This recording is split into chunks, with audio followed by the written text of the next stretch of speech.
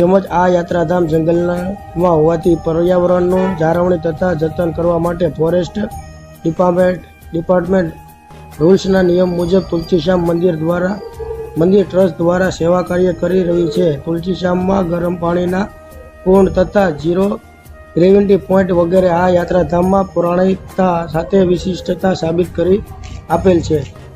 તો આ હતો તુલસીશ્યામ મંદિરનો સંપૂર્ણ ઇતિહાસ। ભાગ 1 અને ભાગ 2 એમ બંને ભાગમાં સંપૂર્ણ ઇતિહાસ મેં તમને જણાવ્યો। ભાગ 1ની લિંક નીચે બાયોમાં આપેલી છે, તો ભાગ 1 પણ જોવાનું ભૂલતા નહીં અને ફરી એક નવા વિડીયો સાથે મળીશું। જય માતાજી।